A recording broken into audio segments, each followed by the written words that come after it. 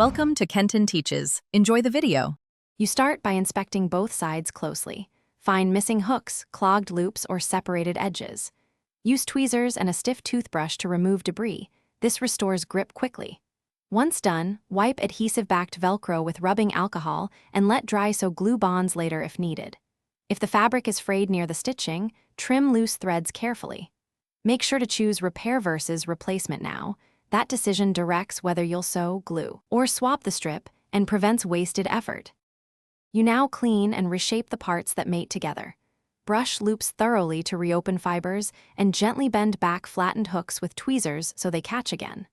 For partial failures, stitch the Velcro back onto fabric using a backstitch, spacing stitches about 1/4 of an inch to spread load and prevent tearing. If the strip itself is degraded, remove it and align the new piece exactly. Sew or apply a strong fabric adhesive to the back and clamp until fully cured to ensure lasting attachment. You finish by securing edges with final stitching or allowing adhesive to cure per instructions. Then test the closure through repeated open and close cycles to seat fibers and hooks. If it misaligns, unpick only one end, realign the strips precisely, and resew.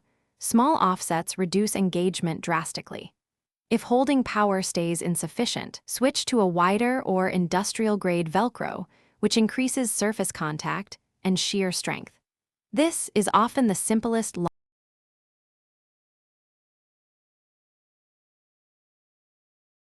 Thanks for watching. Please subscribe if this video was helpful.